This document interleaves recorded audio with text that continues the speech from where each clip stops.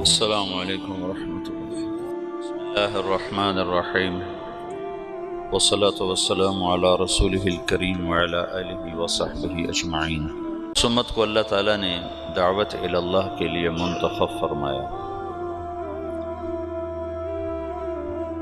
دنیا دارالامتحان ہے، اللہ چاہتا تو نہ یہ سبق بھولتے نہ یہ صراط مستقیم سے ہٹتے، لیکن اللہ نے اسباب کے ساتھ اس جہان کو چلایا ہے، اور خیر اور شر دونوں قوتوں کو اللہ نے خود اتارا اور بنایا ہے۔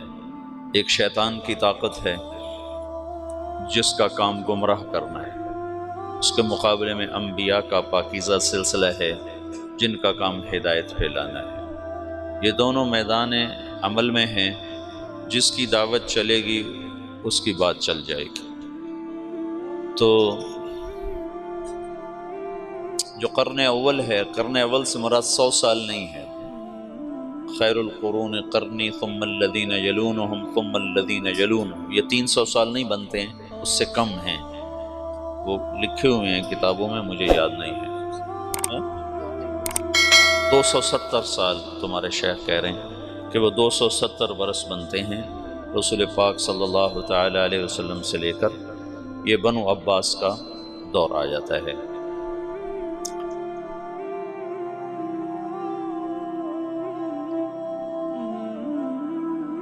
اللہ چاہتے تو ایسی فضائی نہ بنتی، لیکن امتحان ہے نا، لیبلوکم ایکم احسن عملا۔ قرن اول میں آپس میں توڑ پھوڑ بھی ہوئی ہے، لیکن رنگ دعوت ہی کا غالب ہے۔ یہ جو عقبہ بن نافع رضی اللہ تعالی عنہ نے وہ الجزائر کا مغرب کا سمندر جا کر گھوڑے ڈال دیے اور پھر وہاں سے واپس ہوئے اور بسکرہ میں شہید ہوئے، یہ یزید کا زمانہ ہے۔ اس وقت یزید بن معاویہ رضی اللہ تعالی عنہ، یزید اس وقت حکمران تھا، وہ فاسق ہے، اور اس کے دور حکومت میں اسلامی تاریخ کا سب سے مظلومانہ واقعہ پیش آیا ہے، لیکن باہر کی فضا میں دعوت چل رہی ہے، اور ایک اجتماعی سوچ دعوت ہی کی ہے۔ آپس کی لڑائیاں اللہ کی حکمت بالغہ تھیں، انہیں روکا نہیں جا سکتا تھا۔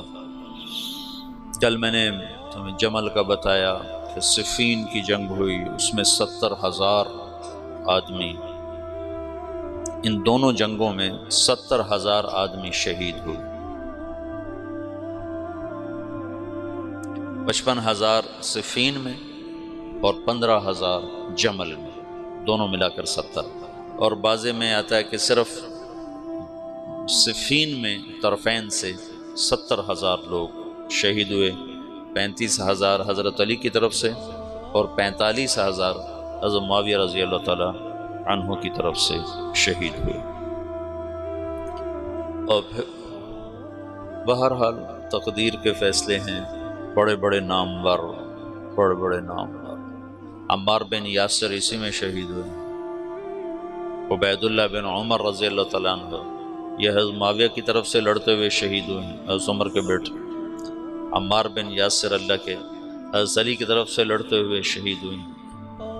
ذوالقلاء الحمیری رضی اللہ عنہ، یہ ایک آدمی 1000 پہ بھاری تھے، 1000 پر۔ حضرت معاویہ رضی اللہ عنہ کی طرف سے لڑتے ہوئے شہید ہوئے۔ ہاشم المرقال رضی اللہ تعالی عنہ یہ حضرت علی کی طرف سے لڑتے ہوئے شہید ہوئے ہیں، یہ بھی 1000 پہ بھاری تھے۔ پھر حضرت حسین رضی اللہ تعالیٰ عنہ کا حسن رضی اللہ تعالیٰ عنہ نے خلافت حضرت معاویہ کے حق میں دستبردار ہو گیا۔ اللہ کے نبی نے فرمایا تھا، ابنی ھذا سید سیصلح بین فئتین عظیمتین من المسلمین، میرا یہ بیٹا سردار ہے، یہ ان قریب میری امت کے 2 بڑے طبقات میں آپس میں صلح کرائے گا۔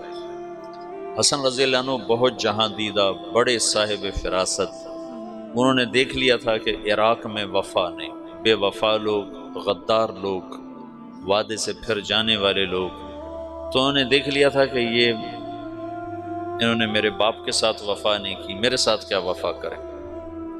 تو جب دونوں لشکر آمنے سامنے ہوئے، ادھر معاویہ رضی اللہ تعالیٰ عنہ کا، ادھر حضرت حسن کا، 80,000 حضرت حسن کے ساتھ تھے اور 60,000 حضرت معاویہ رضی اللہ عنہ کے ساتھ تھے۔ تو اس موقع پر حضرت معاویہ نے بھی کہا، ہائے اگر یہ آپس میں پھر لڑ گئے تو مسلمانوں کی حدود کی حفاظت کون کرے گا؟ من للثغور۔ تو اللہ کی تکوینی حکمتیں تھیں، طرفین میں کوئی بھی لڑنا نہیں چاہتا تھا، لیکن ہوا، یہ سب کچھ ہوا، اللہ کی قدرت سے ہوا۔ اس میں بھی ہزاروں سبق ہیں، حکمتیں ہیں، رحمتیں ہیں۔ ایک شخص نے خواب دیکھا کہ جنت میں خیمے لگے ہوئے بڑا خوبصورت، تو وہ پوچھتا ہے یہ کن کے خیمے ہیں؟ تو فرشتہ کہتا وہ ذوالکلا حمیر اور ان کے ساتھیوں کے، جو جنگ صفین میں معاویہ رضی اللہ عنہ کی طرف شہید ہوئے، کئی ان کے۔ تو وہ پوچھتا ہے تو علی کے ساتھی کدھر ہیں؟ کہ ان کا مقام بہت بلند ہے، وہ اوپر کے درجات ہیں، اوپر کے درجات۔ عمر بن عبدالعزیز رحمۃ اللہ علیہ نے خواب دیکھا کہ وہ حرم میں ہیں اور حرم بیت اللہ کے اندر سے آواز آتی ہے علی بن ابی طالب کو اندر بلایا جائے، اور معاویہ بن ابی سفیان کو اندر بلایا جائے۔ تو دونوں حضرات اندر گئے تو حضرت علی باہر نکلے، کہا قضا لی ربی ورب الکعبہ، رب کعبہ کی قسم اللہ نے میرے حق میں فیصلہ دے دیا کہ میں حق پر ہوں۔ وہ تو ویسے ہی سارے اہل سنت والجماعت کا عقیدہ ہے کہ حضرت علی حق پر ہیں۔ اس کے پیچھے پیچھے حضرت معاویہ نکلے، وہ کہہ رہے تھے وغفر لی ربی ورب الکعبہ، رب کعبہ کی قسم میرے رب نے میری بخشش فرما دی۔ تو اصحابی کا النجوم بأیہم اقتدیتم اہتدیتم، اور اللہ اللہ فی اصحابی لا تتخذوہم من غرضا من بعدی فمن احبہم فبحبی احبہم ومن ابغضہم فببغضی ابغضہم۔ یہ اللہ کے نبی کا فرمان ہے، ہم ان کے بارے میں سکوت، تو سب رضی اللہ عنہ، اللہ ان سے راضی ہے۔ تمام صحابہ کے بارے میں ایک آیت ہے، قول فیصل ہے، قول فیصل ہے وَكُلًّا وَعَدَ اللَّهُ الْحُسْنَى، وَكُلًّا وَعَدَ اللَّهُ الْحُسْنَى، میرا وعدہ ہے میرے نبی کہ تیرے تمام صحابہ کے لیے حسنہ ہو گئی، تیرے تمام صحابہ کے لیے حسنہ۔ ٹھیک ہے، اب ایک آیت اور جوڑو تو حسنہ کا مطلب سامنے آ جائے گا۔ ان الذین سبقت لهم من الحسنى اولئک عنها مبعدون لا يسمعون حسیسها وهم فيما اشتهت انفسهم خالدون لا يحزنهم الفزع الاکبر وتتلقاهم الملائکہ هذا یومکم الذی کنتم توعدون۔ یہ حسنہ کی تفسیر خود قرآن میں آ گئی کہ جن کے لیے تیرا رب حسنہ کا فیصلہ کر چکا ہے وہ جہنم سے بڑی دور ہوں گے، اتنی دور ہوں گے کہ جہنم کی آواز ہی نہیں سن سکیں، اس کا سانس ہی نہیں سن سکیں، اس کی آہٹ ہی نہیں سن سکیں، اور اپنی نعمتوں میں مزے میں ہوں گے ہمیشہ کے لیے، اور اس دن کا خوفناک عالم انہیں خوف اور غم میں مبتلا نہیں ہونے دے گا، بلکہ وہ اپنے مزے میں ہوں گے، اور فرشتے ان کا استقبال کریں گے۔ تو یہ تمام صحابہ 4 حصوں میں تقسیم ہے۔ پہلی صف مہاجرین، دوسری صف انصار، تیسری صف صلح حدیبیہ سے پہلے ایمان لانے والے، چوتھی صف صلح حدیبیہ سے فتح مکہ تک ایمان لانے والے۔ یہ 4 صفیں ہیں، اور یہ چاروں کے درجات مختلف ہیں، اور قرآن نے 2 بنائی ہیں، دو بنائی ہیں۔ لا یستوی منکم من انفق من قبل الفتح وقاتل اولئک اعظم درجة من الذین انفقوا من بعد وقاتلوا وکلا وعد اللہ الحسنى۔ تو بعض لوگ فتح سے مراد حدیبیہ لیتے ہیں، اور بعض حضرات فتح مکہ لیتے ہیں، کہ اللہ تعالیٰ فرما رہے ہیں میرے محبوب فتح پر ایمان لانے والے اور اس سے پہلے ایمان لانے والے برابر نہیں ہو سکتے۔ تو چونکہ صلح حدیبیہ کو بھی انا فتحنا لک فتحا مبینا کہا ہے اللہ تعالیٰ نے، تو بعض یہ فرماتے ہیں کہ یہ حدیبیہ سے پہلے ہیں اور حدیبیہ کے بعد، اور بعض مفسرین فرماتے ہیں کہ یہ فتح مکہ سے پہلے اور فتح مکہ پر ایمان لانے والوں سے لے کر آخر تک۔ تو یہ تقسیم تو اللہ نے بھی کی ہے کہ سب کے مقامات برابر نہیں ہیں، اور خلافت 30 سال چلنی تھی، اس کے بعد نہیں چلنی تھی۔ الخلافت بعدی 30 سنۃ، خلافت میرے بعد 30 سال۔ تو پھر کیا ہوگا؟ ثم یکون ملکا ورحمہ، پھر بادشاہت ہوگی رحمت والی۔ پھر کیا ہوگا؟ ثم یکون ملکا عضوضا، پھر ہوگا ایک دوسرے کو کاٹ کھانے والا ملک، اور قتل و غارت و سفک دماء اور ظلم و ستم والا ملک ہوگا۔ حضرت حسن کی نے جس دن جب یہ 2 لشکر آمنے سامنے ہوئے تو حضرت حسن نے کہا میں نہیں لڑتا، میں صلح کرتا۔ تو حضرت حسین نے خود آ کر حضرت حسن پہ وہ چڑھائی کی، ان کو تارے دکھا دی۔ انہوں نے کہا بھائی انہوں نے تیرے باپ کے ساتھ وفا نہیں کی، تیرے بھائی کے ساتھ کہاں سے وفا کریں گے، میں جو کر رہا ہوں ٹھیک کر رہا ہوں۔ اور اللہ کے نبی کا فرمان سچا ہو رہا ہے کہ یہ میرا بیٹا 2 فریق میں صلح کرائے گا۔ اور لوگوں نے کہا مسود المسلمین، مسلمانوں کے چہرے سیاہ کرنے والا، تو انہوں نے کہا انا مبید المسلمین، میں مسلمانوں کے چہرے سفید کرنے والا، کہ میں نے تلواروں کو نیام میں ڈال دیا، آپس میں ٹکرانے کی بجائے دشمن کے آگے کر دیا۔ خلافت ختم ہو گئی 30 سال پر، اب بادشاہت آنی ہے۔ بادشاہت کسی بھی بڑے سے بڑے صحابی کو یہاں بٹھایا جاتا تو بادشاہت چلنی تھی، خلافت علی منہاج النبوہ نہیں چلنی تھی، اس کے 30 سال پورے ہو چکے تھے۔ تو اب بادشاہ ہونا کسی بھی بڑے درجے کے صحابی کی شان کے خلاف تھا، اس کے لیے 4تھی صف کا آدمی ہونا ضروری ہے، اور 4تھی صف میں معاویہ بن ابی سفیان سے بہتر ایک بھی نہیں ہے حکومت کے لیے۔ بادشاہت بڑے پہلی صف کے صحابہ کو زیبا نہیں ہے، دوسری صف کے صحابہ کو زیبا نہیں ہے، تیسری صف کے صحابہ کے لیے بادشاہ کا نام آنا نامناسب ہے۔ اب ملک کا جو لفظ آنا چاہیے وہ 4تھی صف کے لوگوں پر آنا چاہیے جو فتح مکہ پر ایمان لائے۔ تو معاویہ رضی اللہ عنہ فتح مکہ پر ایمان لانے والوں میں ہیں، اگرچہ کہتے ہیں کہ وہ پہلے لائے تھے لیکن چھپایا ہوا تھا، لیکن اسی اسلام کو معتبر مانا جاتا ہے جس پر اس کا اظہار ہوتا ہے، اظہار ہوتا ہے۔ تو اظہار فتح مکہ پر تھا، یہ فتح مکہ پر ایمان لائے ہیں، اور یہ بنو امیہ میں سے ہیں جو کہ بنو ہاشم کے بعد دوسرے نمبر کا وجاہت والا خاندان ہے۔ پہلا نمبر عرب میں تمام قبائل انسانیت میں بنو ہاشم کا ہے۔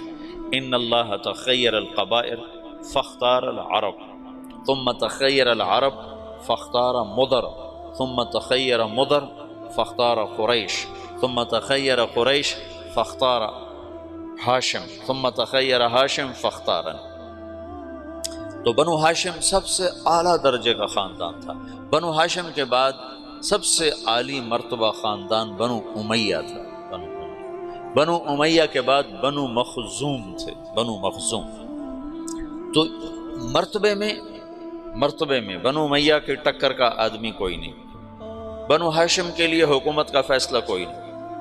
جب حضرت حسن کا انتقال ہونے لگا تو انہیں حضرت حسین کو فرمایا بھائی میں ایک بات سمجھ چکا ہوں، اللہ نے ہمیں نبوت دی ہے، اب حکومت کبھی نہیں دے گا، ہمارے خاندان میں حکومت نہیں آ سکتی، میرے بعد عراق والے تمہیں ورغلائیں گے کہ آؤ ہم تیرے ہاتھ پر بیعت کرتے ہیں، یاد رکھنا انہوں نے تیرے باپ سے غداری کی، تیرے بھائی سے غداری کی، تجھ سے بھی غداری کریں گے۔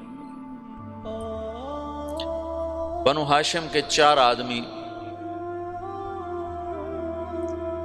4 نہیں 3، حضرت علی، حضرت حسن اور امین الرشید، 3 آدمی خلفاء بنے ہیں صرف اسلامی تاریخ۔ بنو عباس بھی بنو ہاشم ہیں اور اس میں 35 خلفاء اوپر نیچے انہوں نے حکومت کی ہے، کبھی برائے نام کبھی حقیقت کے ساتھ۔ ان 35 میں ایک خلیفہ ایسا نہیں جس کی ماں بھی ہاشمی ہو۔ باپ تو ہاشمی ہے، یہ سارے ابو جعفر کی اولاد ہیں۔ ابو جعفر 2 واسطوں سے حضرت عبداللہ بن عباس کا یہ پڑپوتا ہے، ابو جعفر منصور، سب حضرت عباس کی اولاد ہیں، بنو ہاشم ہیں۔ لیکن ان 35 میں صرف ایک شخص ہے، امین بن ہارون بن مہدی بن ابو جعفر بن علی بن عبداللہ بن عباس۔ اس کی ماں بھی ہاشمی ہے، اس کا باپ بھی ہاشمی ہے۔ اس کی ماں زبیدہ ہے جو بنو ہاشم میں سے ہے، اور اس کا باپ ہارون ہے جو بنو ہاشم میں سے ہے۔ اس کے علاوہ جتنے خلفاء ہیں یا باندیوں کی اولاد ہیں یا اور قبائل عرب کی وہ اولاد ہیں۔ اور اوپر تک جاؤ، خود عبداللہ بن عباس ان کی ماں ہاشمی نہیں ہے، ان کی ماں ہاشمی نہیں ہے۔ ام فضل الہلالیہ تو بنو ہلال میں سے ہے، بنو ہاشم میں سے نہیں ہے۔ ہاشمی النسل طرفین، نجیب الطرفین جن کو کہا جاتا ہے، یا علی یا حسن یا امین، اور ان تینوں کی حکومت اللہ نے نہیں چلنے تھی۔ کل تمہیں بتایا تھا علی رضی اللہ عنہ داڑھی پکڑ کے کہتے تو کب رنگین ہوگی، متا تخذب حاضر۔ حضرت حسن نے 6 مہینے کے بعد خود ہی چھوڑ دی، اور امین کو اس کے بھائی مامون نے قتل کروا دی۔ 2 سال حکومت کی اور ختم۔ اور مامون الرشید باندی کا بیٹا تھا۔ تو بنو ہاشم کو حکومت نہیں ملنی تھی، کوئی حکمت ہے اللہ کی۔ جب نبوت دے دی تو نبوت کی شان کے خلاف ہے کہ نبیوں کی اولاد ظلم و ستم کرے اور تباہی بربادی کے نقشوں میں جائے، اور بادشاہت کے یہ لازمی خاصے ہیں، لہذا خالص ہاشمیوں کو الگ رکھا۔ خالص ہاشمیوں کے پاس دنیا شاید ہی کبھی آئی ہے۔ ایک دفعہ میں سوار ہوا عمرے کے لیے ٹیکسی پر، وہ جو وہ مسجد عائشہ سے عمرہ ہوتا، تو ایک بوڑھا منت تنعیم، تو مکے سے میں نے ٹیکسی کی اور تنعیم گیا۔ جاتے تو میں نے تعارف نہ کیا، وہاں اس کو ٹیکسی کو کھڑا کر دیتے ہیں، پھر واپسی پر اسی پر آتے ہیں۔ واپسی پر میں نے اس سے تعارف کیا، میں نے کہا تم کس قبیلے سے ہو؟ انہوں نے کہا انا من الاشراف۔ وہاں بنو ہاشم کو سادات کو اشراف کہتے ہیں، ہمارے یہاں سید کہتے ہیں۔ تو میں نے اس کو اشراف کے فضائل سنانا شروع کر دیا، تو وہ اس کا روتے روتے برا حال ہو گیا۔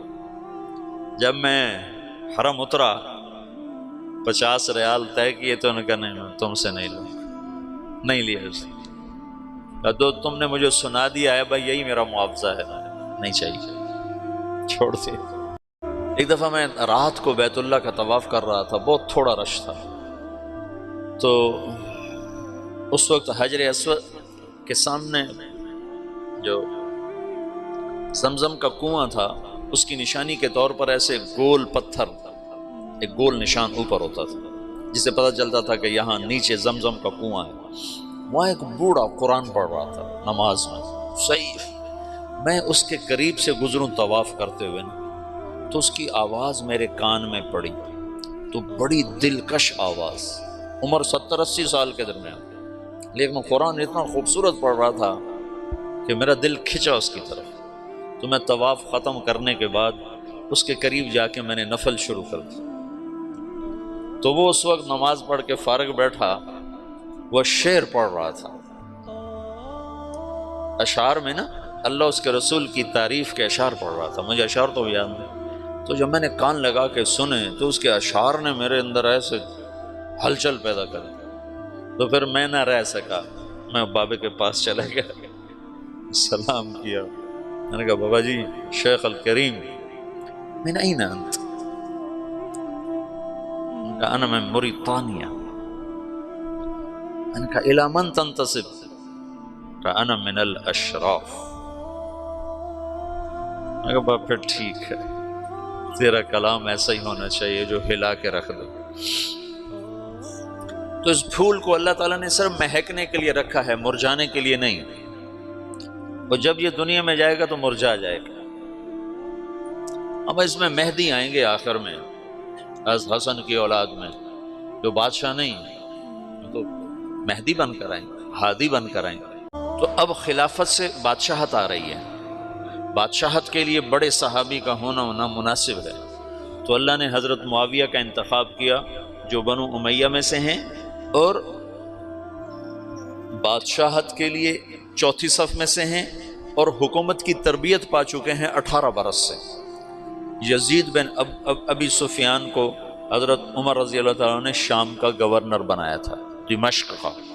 جب ان کا انتقال ہوا تو ان کی جگہ معاویہ رضی اللہ عنہ کو کوئی 22 سال کی عمر میں بنا دیا تھا گورنر۔ تو ابو سفیان نے پوچھا کہ دمشق کا گورنر کس کو بنایا عمر؟ کہا تیرے بیٹے معاویہ کو بنایا۔ کہا وصلت الرحم وصلک اللہ، وصلت الرحم وصلک اللہ۔ حضرت عمر کے دور سے حکومت شروع کی، عثمان رضی اللہ عنہ کے دور تک اور علی رضی اللہ عنہ کے دور تک 18 برس حکومت کے سارے راز سمجھ چکے ہیں۔ پھر اس کے بعد جنگ صفین کے بعد تحکیم کا واقعہ پیش آیا، تو اس کے بعد انہوں نے اپنے آپ کو امیر المومنین کا لقب لے لیا، اور پھر اس کے بعد حضرت حسن نے جب خلافت سے دستبردار ہو گئے تو بلا شرکت پھر ساری اسلامی سلطنت کے امیر المومنین بنے۔ تو حکومت کا تجربہ پہلے ہو چکا ہے، مزید 19 برس اور 38 سال حکومت کی، 19 سال بطور گورنر اور 19 سال بطور امیر المومنین۔ یہ پہلے بادشاہ ہے، لیکن یہ بادشاہ ہیں رحمت والے۔ اور ایک حدیث میں تھا احلم امتی معاویہ، میری امت کا حلیم ترین آدمی ہے معاویہ بن ابی سفیان۔ وہ فرمایا کرتے تھے مجھے معاف کرنے میں اتنا مزہ آتا ہے، مجھے ڈر لگتا ہے کہ کہیں مجھے کل قیامت کے دن اس کا اجر ہی نہ ملے۔ تمہیں تو بدلہ لینے میں مزہ آتا ہے، جواب دینے میں مزہ آتا ہے، اور اگلے کو سوئی چبھونے میں مزہ آتا ہے۔ وہ کہتے مجھے معاف کرنے میں مزہ آتا ہے، اور ایسا مزہ ہے کہ مجھے ڈر لگتا ہے کہیں مجھے اللہ یہ نہ کہہ دے تو اپنے مزے کے لیے کرتا تھا۔ ان کی بردباری نے، ان کے حلم نے ساری امت کو جوڑ دیا، اور پھر دعوت کی گاڑی چل پڑی، اور پھر روم کی طرف لشکر کشی۔ یہ شمالی افریقہ میں جو لشکر کشی ہے یہ حضرت عثمان کے دور میں شروع ہوئی، لیکن بعد میں بغاوت ہوئی اور سب فتوحات دوبارہ ہاتھ سے نکل گئی تھیں۔ پھر دوبارہ حضرت معاویہ رضی اللہ عنہ کے دور میں عقبہ بن نافع رضی اللہ تعالیٰ عنہ کے ذریعے سے ان علاقوں کو دوبارہ لیا گیا۔ اس میں بر مسلسل بغاوتیں کرتے تھے، مسلسل۔ پھر یزید کے دور میں جا کر وہ بغاوتیں ختم ہوئیں اور ایک استحکام نصیب ہوا، اور اس میں حضرت عقبہ بن نافع رضی اللہ تعالیٰ عنہ شہید ہوئے، اور بسکرہ الجزائر میں ایک جگہ ہے وہاں ان کی قبر بنی ہے۔ اور ابو لبابہ رضی اللہ عنہ آپ کے تیونس میں مدفون ہیں، ابو لبابہ رضی اللہ تعالیٰ عنہ۔ تو حسین رضی اللہ تعالیٰ عنہ کی یزید کے دور میں حسین کی شہادت کا واقعہ پیش ہے۔ معاویہ رضی اللہ تعالیٰ عنہ یزید کے استخلاف میں مخلص تھے کہ حکومت کے نام پر خون ریزی اور اہل لوگ ہیں نہیں، مجمع علیہ لوگ ہیں نہیں، متفقن علیہ لوگ ہیں نہیں، تو ان کو یہ خیال ہے کہ میں اپنی زندگی میں کسی کو خلیفہ بنا دوں تاکہ میرے بعد اختلاف نہ ہو۔ پر اللہ کی تقدیر کہ سب سے بڑا اختلاف ہی اسی کے دور میں ہوا، تو اتنا کہا لم یبقى الا ابنی و ابناؤہم و ابنی احق۔ اور بات یہ ہے کہ جب کوئی سیاسی طور پر طاقت پکڑتا ہے تو اس کا ایک مضبوط جتھا بن جاتا ہے، اس جتھے کی وابستگیاں ہو جاتی ہیں اس خاندان کے ساتھ، ان کو وہاں سے ہٹانا بڑا مشکل ہوتا ہے۔ میں تو تاریخ کو تبلیغ سے بڑا سمجھا ہوں۔ حضرت مولانا انعام الحسن صاحب رحمۃ اللہ علیہ کا انتقال ہوا 1995 میں، تو میواتیوں کو بہت بڑا گروہ نظام مرکز کے آگے ایک مسجد ہے، وہاں میں نے کئی نمازیں پڑھی ہوئی ہیں، وہاں مسلح ہو کے اکٹھے ہو گئے کہ اگر مولانا سعد کے علاوہ کسی اور کو امیر بنایا گیا تو ہم اسے قتل کر دیں گے۔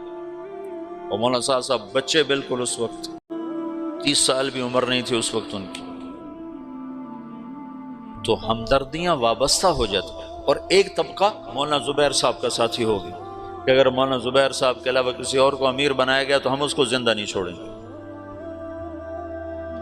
یہ تو مفتی زین العابدین رحمۃ اللہ علیہ کو تبلیغ والے دعا دیں، جو اس وقت ان کی صلاحیتیں کھل کر سامنے آئیں۔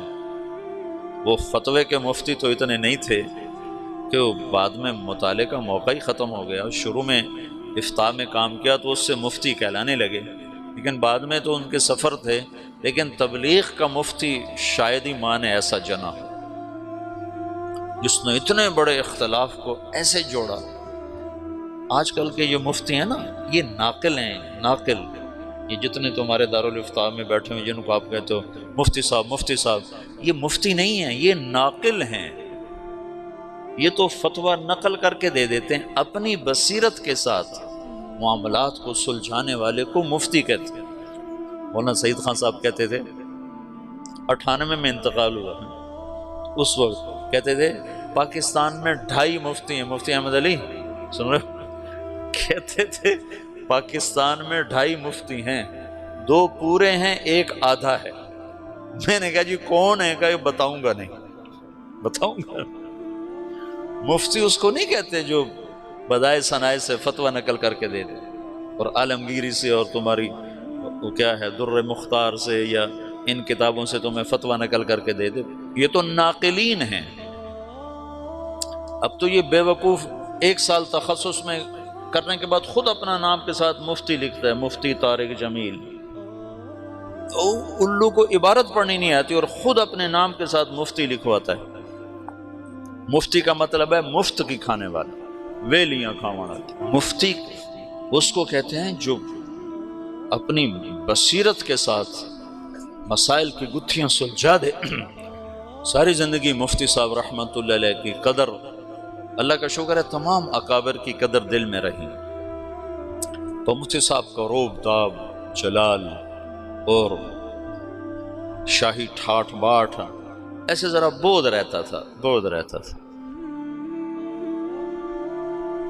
لیکن پہلی دفعہ ان کی عظمت اور ہیبت سامنے آئی جب 95 میں حضرت جی رحمۃ اللہ علیہ کا انتقال ہوا، اور جیسے انہوں نے تبلیغ والوں کو سنبھالا، مفتی صاحب نہ ہوتے تو نظام الدین میں پھڈا پڑ جاتا اور رائمنڈ والے نظام الدین سے الگ ہو چکے ہوتے۔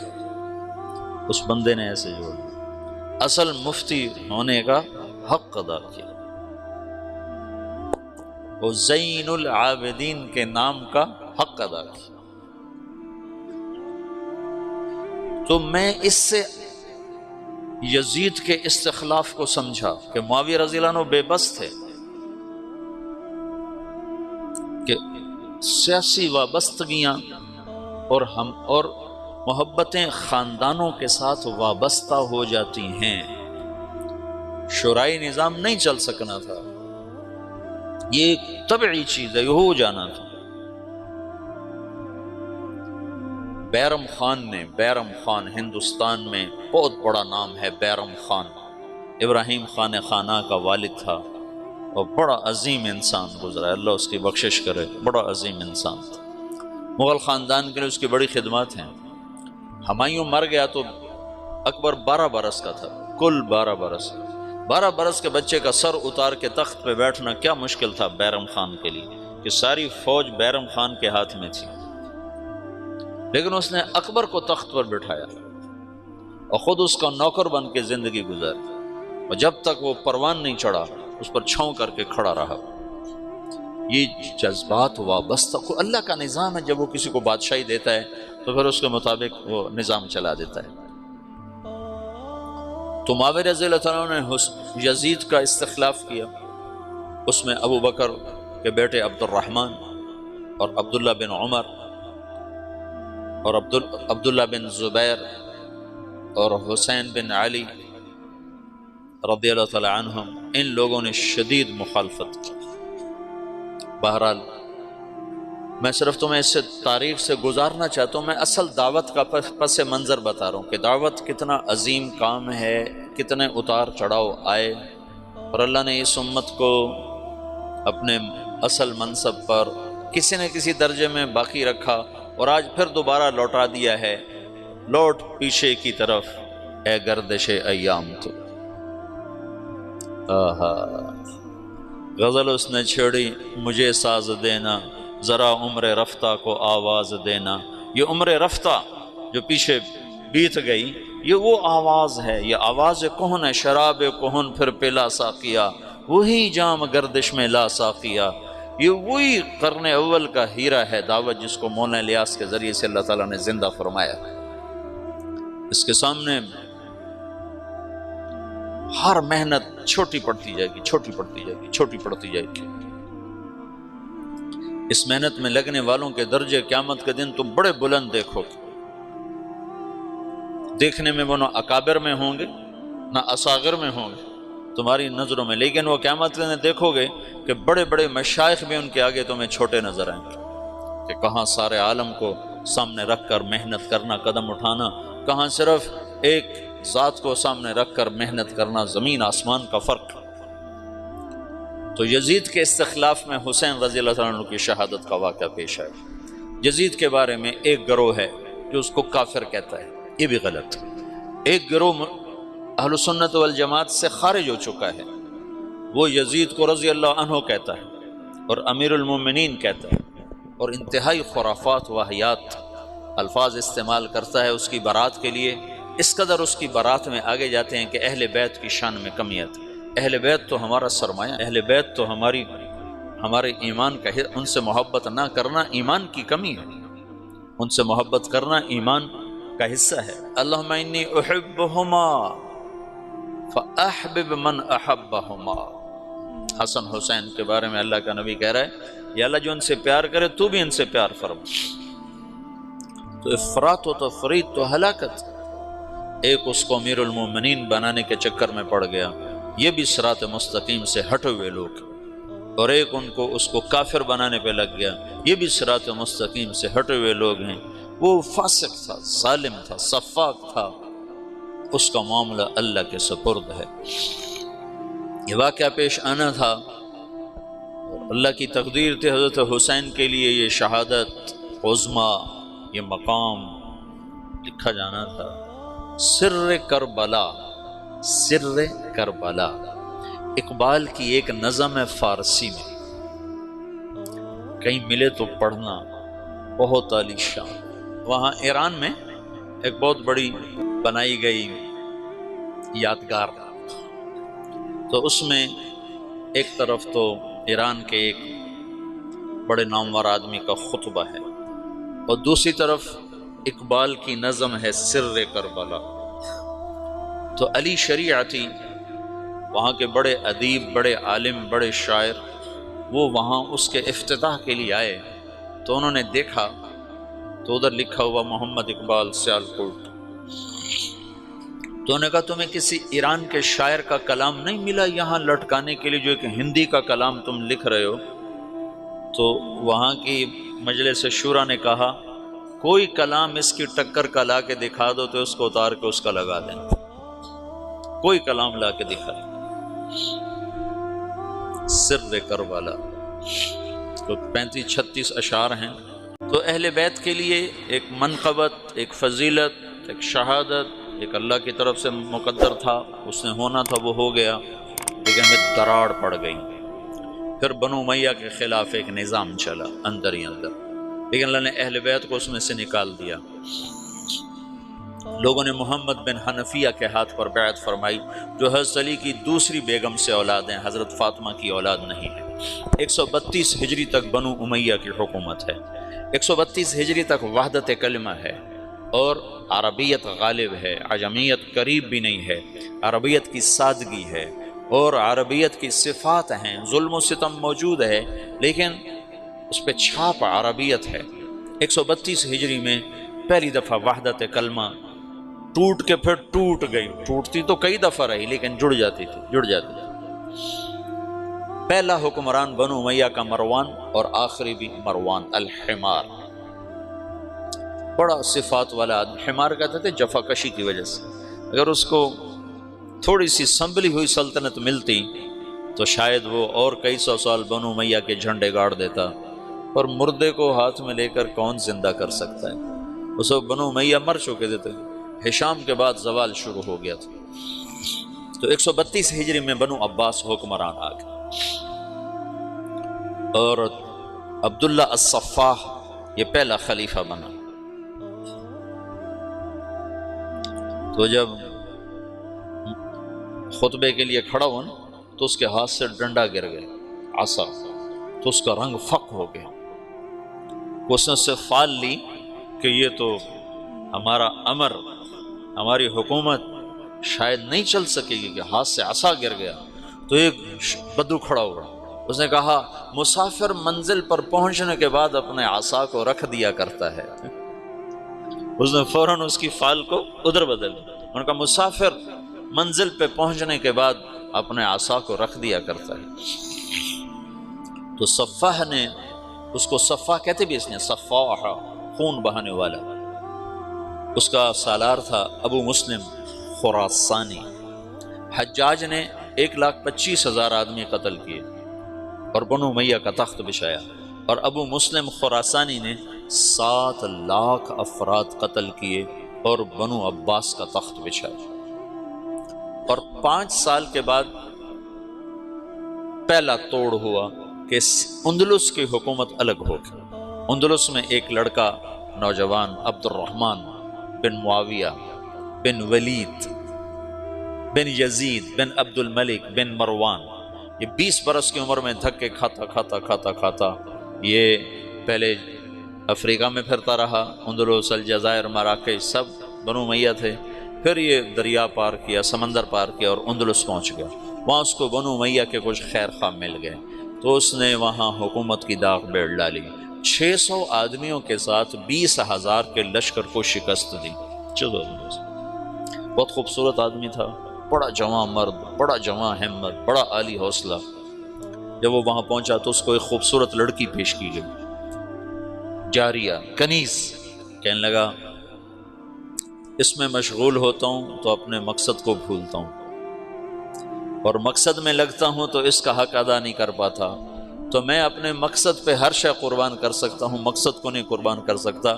جب اللہ مجھے میرا کھویا ہوا مقام دے دے گا تو ایسی باندیاں اور بہت مل جائیں گی۔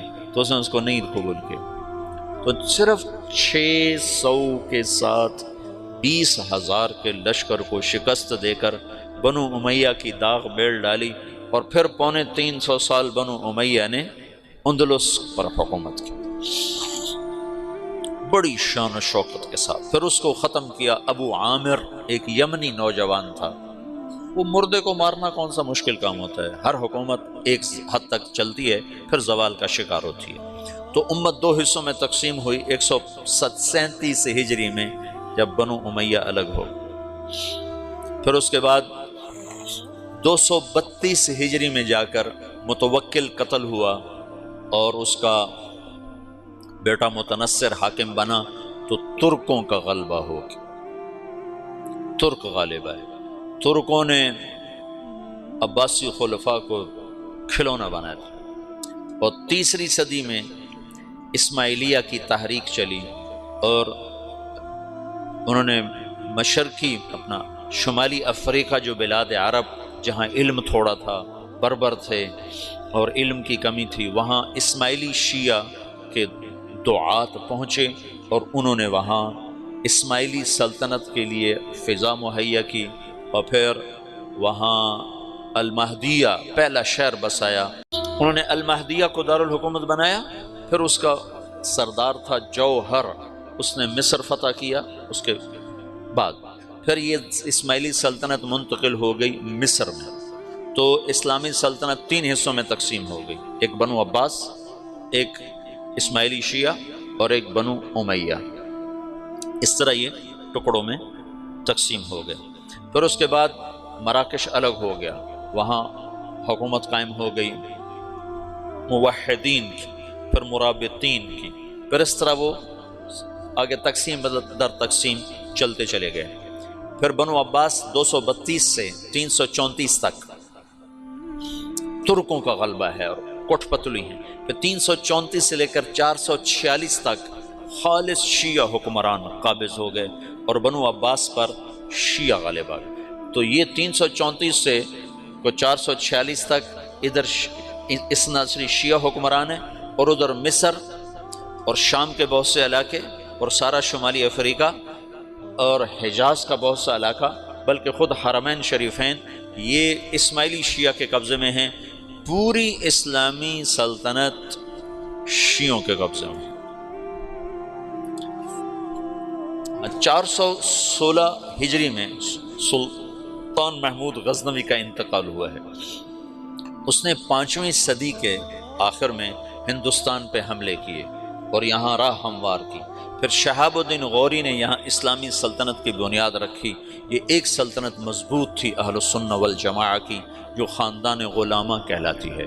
تو اب یہ شیرازہ بکھرا ہے اور دعوت اللہ وہ اجتماعی شکل سے نکل کر انفرادی ہو گئی۔ افراد دعوت دینے والے بنے افراد، اور جو سرداران تھے وہ سارے کے سارے حکومتوں میں پھنس گئے، اور بنو عباس پہ عربی رنگ مٹ گیا، عجمی رنگ غالب آ گیا، اور عجمیت کا مکر، فریب، بدعہدی، نقض عہد، بے وفائیاں، غداریاں، یہ سب عیب بنو عباس میں شامل ہوئے، جو بنو امیہ میں برائے نام تھے، بہت کم تھے، برائے نام تھے۔ اور ان میں بہت صف کے دماء دونوں، بنو عباس نے بھی خون بہایا، بنو امیہ نے بھی خون بہایا، بنو امیہ نے اہل بیت کا خون بہایا، بنو عباس نے اہل بیت کا خون بہایا۔ ہارون رشید کے جیل میں امام موسیٰ کاظم کا انتقال ہوا، جیل میں۔ یہ رہتے تھے مدینہ میں۔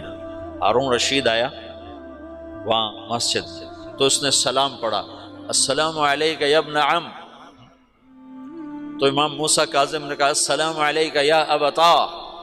وہ تو ہارون تو وٹ کھا گیا، سمجھو نا، فرق سمجھو نا، وہ تو عالم سے ہے نا۔ انہوں نے کہا السلام علیک یا ابتا، انہوں نے کہا السلام علیک یا ابن عم، انہوں نے کہا السلام علیک یا ابتا، تو وٹ کھا گیا، انہوں کو پکڑ کے قید میں ڈال دیا، اور قید میں ہی انتقال ہوا۔ اور متوکل انتہائی بغض رکھتا تھا اہل بیت سے، ابو جعفر منصور نے قتل کروایا، وہ تو یزید بدنام ہو گیا، ورنہ ابو جعفر منصور نے بھی اہل بیت کا خون بہایا ہے۔ امام موسیٰ کاظم نے خط لکھا ہارون رشید کو نا جیل سے، لا ينقضی عنی یوم من البلاء الا انقضى عنك یوم من الرخاء حتى نفضی الى یوم لیس له الانقضاء۔ ہارون کانپ گیا تھا یہ خط پڑھ کے، زلزلہ آ گیا تھا کہ جیسے جیسے میرے شدت کے دن کٹ رہے ہیں، تیری راحت کے دن کٹ رہے ہیں، پھر ایک دن وہ آئے گا جس میں تو اور میں اکٹھے ہوں گے، اور وہ دن کٹنے کے لیے نہیں آئے گا، ٹکنے کے لیے آئے گا، پھر اس دن تیرا میرا فیصلہ ہوگا۔ یہ مطلب تھا۔ 656 ہجری میں عباسی سلطنت پہ رندہ پھیر دیا، ہلاکوں کے لشکر، اور بغداد کو 15 لاکھ آدمی ذبح کر دیا، دریا دجلہ کا پانی سرخ ہو گیا۔ 658 ہجری میں اللہ تعالیٰ نے مصریوں کو کھڑا کیا، رکن بائی برس، ترک جو ہے نا یہ خیر العجم ہے، عرب تو خیر القبائل ہے نا، لیکن ترک خیر العجم، عجم میں سب سے بہترین قبیلہ ترک ہے۔ انہوں نے عربوں کے بعد اگر دین کی خدمت کی ہے تو ترکوں نے کی۔ عرب تو اپنی سابقیت کی وجہ سے سبقت لے گئے، لیکن عربوں کے بعد اگر اس دین کو پانی دیا تو ترکوں نے دیا۔ ہندوستان میں ترکوں نے حکومت کی اور تاتاریوں کو عبرتناک شکستیں دیں ہندوستان کے بادشاہوں۔ ملک مظفر علاء الدین خلجی کا سالار تھا، تاتاری اس کا نام سن پر وحشت لرزے طاری ہو جاتا، شہید ہوا تھا۔ 5 مسلسل جنگوں میں ملک مظفر نے تاتاریوں کو شکست دی، اور 5ویں جنگ میں شہید ہو گیا تھا۔ کسی تاتاری کا گھوڑا پانی نہیں پیتا تھا تو وہ کہتا تھا تو نے ملک مظفر کو تو نہیں دیکھ لیا، اتنا روب تھا۔ اور محمد تغلق کا غیاث الدین بلبن کا بیٹا محمد، یہ ملتان کا حاکم تھا، یہ بھی تاتاریوں کے ساتھ جنگ میں شہید ہوا تھا، لیکن اس کا بھی ایسا رعب چھایا تھا تاتاریوں پر کہ کئی سال تک اس کی دہشت ان پر طاری رہی تھی۔ تو ایک ہندوستان خطہ ہے جس میں چنگیزیوں کو مسلمانوں نے مار کے بھگایا، اور وہ سب اتراک تھے۔ یہ غلاموں نے غیاث الدین بلبن جو تھا نا، غیاث الدین بلبن، یہ التمش کے سامنے پیش ہوا، غلام خریدے جا رہے تھے، تو 20 غلاموں کی کھیپ آئی، تو التمش نے 19 خرید لیے، اس کو رد کر دیا۔ یہ قد کا چھوٹا اور رنگ کا ایسا ہی تھا، ماٹھا، ترک تو خوبصورت ہوتے ہیں۔ تو غیاث الدین بلبن نے کہا التمش سے، ان کو کس لیے خریدا ہے؟ تو التمش نے کہا اپنے لیے۔ تو اس نے کہا مجھے اللہ کے لیے خرید لو۔ تو التمش کو یہ بات بڑی پسند ہے، انہوں نے کہا ہاں بھائی اس کو بھی خرید لو۔ وہی جو زبردستی خریدا تھا، وہ چند سال کے بعد غیاث الدین بلبن کے نام سے پورے ہندوستان کا بادشاہ بنا۔ بڑی ہیبت سے حکومت کی، بڑے انصاف و عدل کے ساتھ حکومت کی۔ تو اسلامی سلطنت کا شیرازہ ایسے بکھر گیا، تو اس میں سے جو دعوت تھی وہ نکل گئی۔ ہاں، چونکہ دین کو قیامت تک باقی رکھنا تھا، تو افراد آتے رہے، افراد آتے رہے۔ پھر اللہ تبارک و تعالیٰ نے رخ بدلا، اور ترکوں کو یہ 446 میں آ کر شیعوں کی حکومت کو ختم کیا تغرل بیگ سلجوکی نے۔ سلجوک مسلمان ہوئے تھے محمود غزنوی کے دور میں، سلجوک ان کے بڑے کا نام تھا۔ تو ایک دفعہ محمود غزنوی نے سلجوک سے پوچھا اگر مجھے تیری مدد کی ضرورت ہو تو کتنے آدمی پیش کر سکتے ہو؟ تو اس نے ایک تیر دیا، کہا یہ ایک تیر ہے میرا، کسی کو یہ تیر بھیج کر میرے علاقے میں بھیج دو تو چند گھنٹوں میں 1,00,000 تلواریں تیرا پہرا دینے کے لیے تیار ہوں، میرے پاس اتنی طاقت ہے۔ تو یہ سلجوک کی نسل میں تھا تغرل بیگ۔ اللہ تعالیٰ نے جب عرب زوال کا شکار ہو گئے اور ضعف کا شکار ہو گئے، جیسے بڑھاپے کا کوئی علاج نہیں، جب قوموں پہ زوال آتا ہے تو اس کا بھی کوئی علاج نہیں، پھر اور قوم کو جگہ ملتی ہے۔ جیسے بڑھاپا ایک فرد پہ آتا ہے، ایسے بڑھاپا قوم پہ آتا ہے۔ قوم کا بڑھاپا جوانی میں نہیں لوٹ سکتا، جیسے فرد کا بڑھاپا جوانی کی طرف نہیں لوٹ سکتا، قوم کا بڑھاپا جوانی کی طرف نہیں لوٹ سکتا، کوئی علاج نہیں، نئی نسل کا آنا ہی علاج ہے۔ تو عرب دھل چکے تھے، 600 سال بہت ہوتے ہیں حکومت کو، اپنی صفات گم کر چکے تھے، اب نئے خون کی ضرورت تھی۔ تغرل بیگ پہلا شخص تھا جس نے آ کر اہل السنت والجماعت کو استحکام بخشا، شیعوں کی حکومت کو ختم کیا، بغداد سے، شام سے، ان سارے علاقوں سے۔ صلاح الدین ایوبی نے اسماعیلی شیعہ کی حکومت کو ختم کیا، مصر۔ العاضد ان کا آخری خلیفہ تھا صلاح الدین ایوبی، نور الدین زنگی رحمۃ اللہ علیہ کا پروردہ تھا، اس کا دوست تھا، اس کے دوست بھی تھا، بچہ بھی تھا اس کے سامنے، زیادہ لکھنے پڑھنے کا شوق تھا۔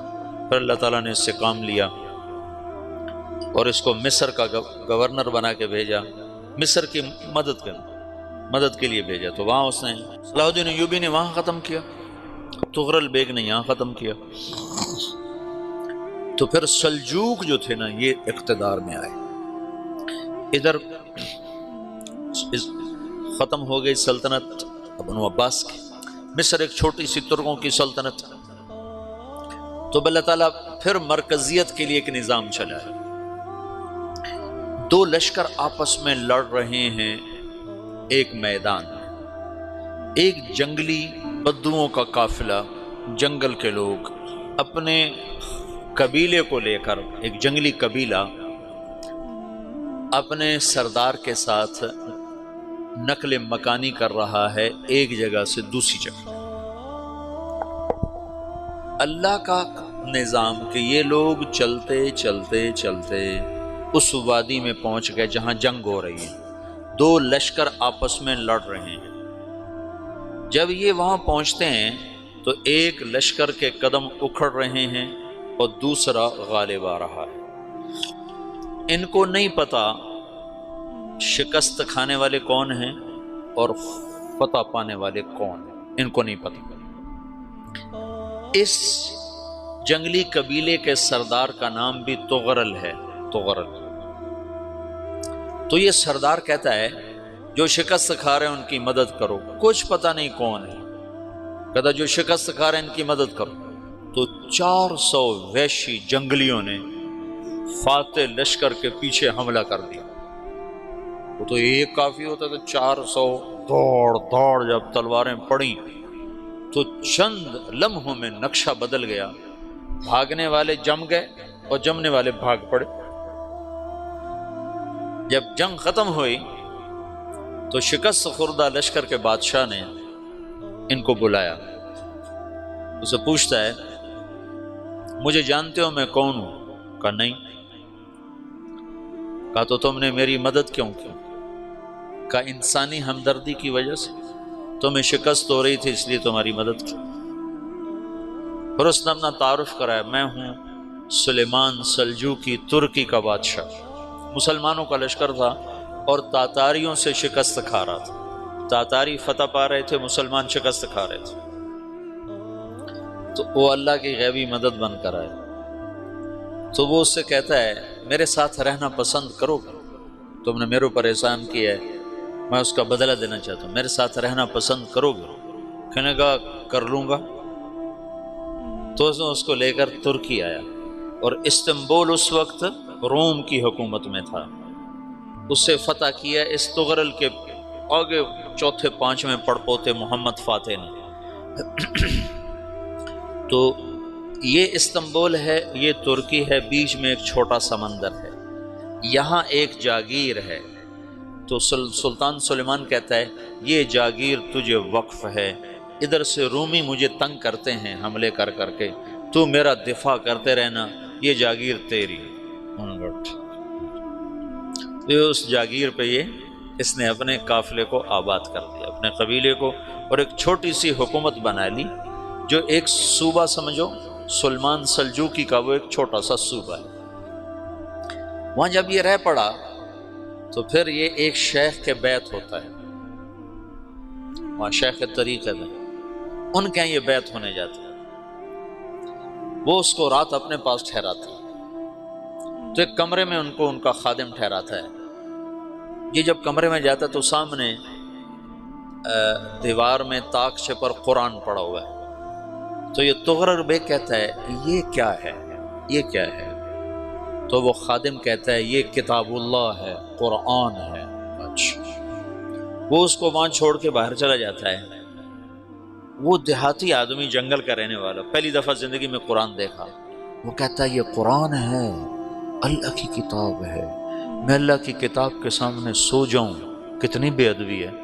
تو اس نے ایسے قرآن اٹھایا اور سر پہ رکھ لیا اور کھڑا ہو گیا، ساری رات قرآن سر پہ رکھ کے کھڑا رہا۔ رات کے پچھلے پہر اس کو خواب آیا، کھڑے کھڑے اس نے دیکھا کہ اس کی پشت سے ایک چاند نکلا اور شیخ کی بیٹی کے سینے میں جا کے اتر گیا۔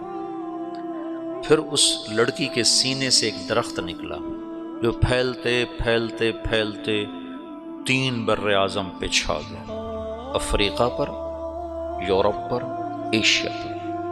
پھر اس کی آنکھ کھل گئی، وہ کھڑا ہوا ہے۔ تو اس نے صبح یہ خواب اپنے شیخ کو سنایا، تو انہوں نے اپنی بیٹی اس کے نکاح میں دے دی۔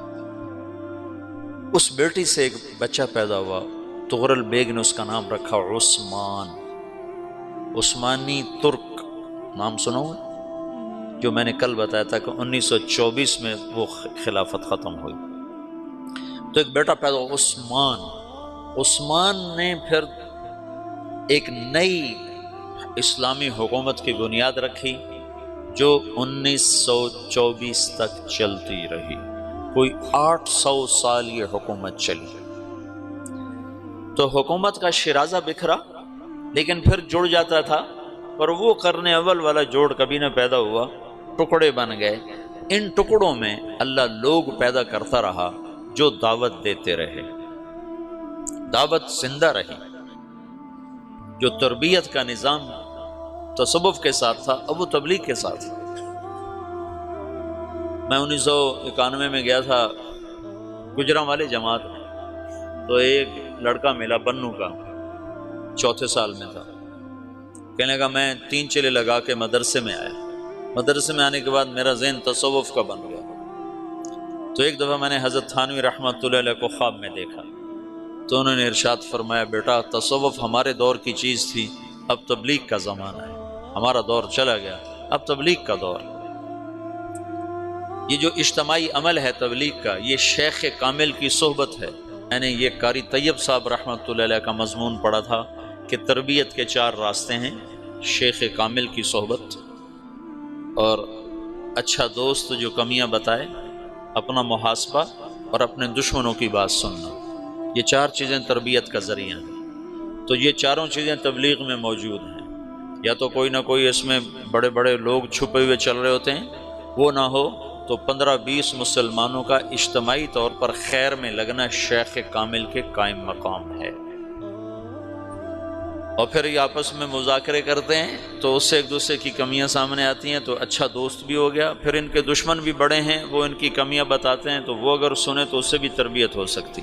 اگر تم اس طرح بیان میں بیٹھو کہ یہ 5000 کا مجمع ایک شیخ کامل ہے، یہ 100 آدمیوں کا مجمع ایک شیخ کامل ہے، تم تعلیم میں اس طرح بیٹھو کہ یہ 15 آدمیوں کا حلقہ تعلیم ایک شیخ کامل ہے، تو تمہیں وہی فائدہ ہوگا جو ایک شیخ کی صحبت سے ہوتا ہے۔ میں نے بڑے بڑے مشائخ کو دیکھا، کوئی بیان نہیں فرماتے تھے، چپ بیٹھتے تھے، چپ، خاموش، لیکن ان کے فیوز منتقل ہوتے۔ مولانا خامہ صاحب رحمۃ اللہ علیہ کئی دفعہ ان کی صحبت میں حاضری ہوئی، ایک لفظ نہیں بول رہے ہیں۔ اور مولانا انعام الحسن صاحب رحمۃ اللہ علیہ 2 مہینے میں مستقل ان کی صحبت میں نظام الدین میں رہا، ایک لفظ نہیں بولتے تھے، بس ایسے بیٹھے، ہم بھی بیٹھے رہتے ہیں۔ لیکن جب کوئی بیان کرنے بیٹھتا ہے تو پھر تمہارا ذہن بن جاتا ہے بیان ہو رہا ہے، آگے بیان ہوتا ہے بالکل ٹھنڈا، تو لہٰذا تم یا سو جاتے ہو یا اٹھ جاتے ہو۔ تو تم بیان کو اور ہدایات کو اور تعلیم کو اس عنوان سے لو کہ شیخ کامل ہے۔ اچھا، یہ میں نے ان سے بات کی اور میں چلا گیا اسلام آباد کے اجتماع پر، اپنی دعوت خود سامنے آ گئی، الخیل واللیل والبیداء تعرفنی الضرب والقرطاس، کہ الطعن والضرب والقرطاس والقلم۔ وہ متنبی کے غلام نے کہا کدھر بھاگتے ہو؟ این انت من قولک الخیل واللیل والبیداء تعرفنی، کہ قتلتنی قاتلک اللہ، اور واپس آ کے لڑا اور مر گیا۔ وہ میں جب پہنچا اسلام آباد کے اجتماع پر تو مجھے یاد آ گیا کہ میں نے کہا تھا شیخ کامل، میں نے کہا ابھی مارے گیا، اب تو بیٹھنا پڑے گا شیخ کامل، کبھی نہیں بیٹھا۔ مولانا سعید خان صاحب کے بعد کوئی نہیں بیٹھا، تو میں بیٹھ گیا۔ عصر کے بعد ایک عام بھائی بیان کر رہے تھے، بابر صاحب رائمنڈ کے مقیم بیان کر رہے تھے، میں عصر سے مغرب مسلسل بیٹھا اس تصور کے ساتھ کہ میں یہ جو 40-50 ہزار کا مجمع ہے یہ ایک شیخ کامل ہے۔ اب یقین مانو میں پورے فائدے کے ساتھ بیان سے اٹھا، میرا سینہ کھل چکا تھا۔ پھر مغرب کے بعد مولانا جمیل صاحب کا بیان تھا، امام جو ہیں، ان کا بیان بالکل سیدھا سادہ پنجابی لہجے میں اردو بول رہے تھے، لیکن میں 1 گھنٹہ بیٹھا، پورا استفادہ ہوا۔ پھر ظہر کے بعد میرا معمول سو جانے کا ہے، میں ظہر کے بعد جاگتا ہوں سو جاتا ہوں، لیکن ظہر کے بعد مولوی فہیم صاحب کا بیان تھا 2.25 گھنٹے، 2.25 گھنٹے۔ میں اس کو اگر بطور بیان بیٹھتا تو میں 2.25 منٹ بھی نہ بیٹھ سکتا، میں 2.25 گھنٹے ایسے بیٹھا رہا اس تصور میں کہ میں ایک شیخ کامل کی صحبت میں ہوں۔ مجھے اتنی نورانیت محسوس ہوئی، اتنا مجھے نفع ہوا کہ میرا 1 منٹ کے لیے جی نہیں چاہا کہ بیان ختم ہو جائے اور ہم اٹھیں۔ تو گھڑی پہ نظر ہوتی کب ختم ہوگا، کب ختم ہوگا۔ شیخ کامل کی صحبت ہے اجتماعی عمل۔ شیخ کامل کی صحبت ہے، تربیت کا یہ نظام ہے۔ تو پہلے جو مشائخ تھے وہ ایسے نہیں بیٹھتے تھے۔ شیخ الاسلام بہاؤالدین زکریا کے کہ میں سیرت پڑھی، کان کثیر السیاحہ، کثیر السیاحہ، تمام مشائخ ایسے تھے۔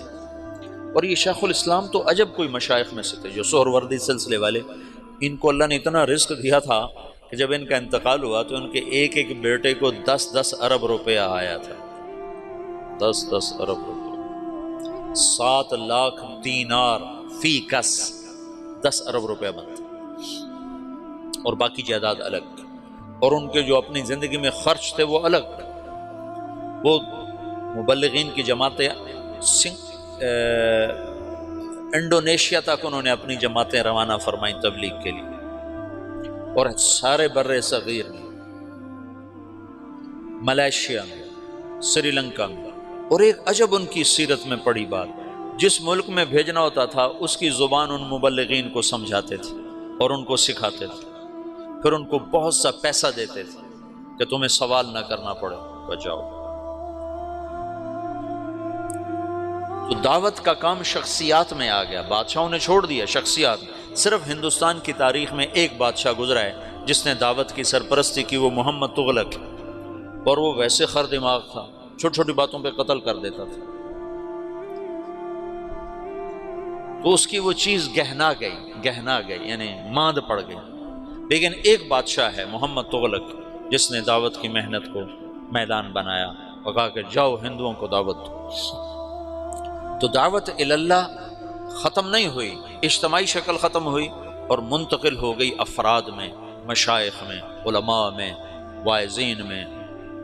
ابن جوزی کے ہاتھ پر 20,000 لوگ مسلمان ہوئے، 1 لاکھ لوگ طائب ہوئے۔ امام احمد بن حنبل رحمۃ اللہ علیہ کے جنازے کو دیکھ کر 20,000 غیر مسلموں نے کلمہ پڑھ لیا تھا کہ یہ مر کے ایسا ہر دل عزیز ہے۔ تو یہ ایک مختصر سا خاکہ میں نے تمہیں بتایا ہے، مختصر سی تاریخ تمہیں بتائی ہے کہ قرن اول سے آج تک کس طرح امت بٹ گئی، تقسیم ہو گئی، اور دعوت کی روح مر گئی، افراد میں زندہ رہی، ان کی برکت سے آج بھی دین باقی ہے۔ علماء، اہل اللہ اور صالحین اور واعظین جنہوں نے اپنے دھن میں اللہ کی بات کو پہنچایا بھی صحیح، سنایا بھی صحیح، اور تمام بلاد میں، افریقہ میں، یورپ میں، ایشیا میں، ہر ملک میں اللہ نے ایسے لوگ پیدا فرمائے جو ٹکر لیتے رہے۔ پھر یہ نیا دور آیا اور یہ تبلیغ کا کام شروع ہوا، یہ انشاءاللہ کل سے پھر اس کو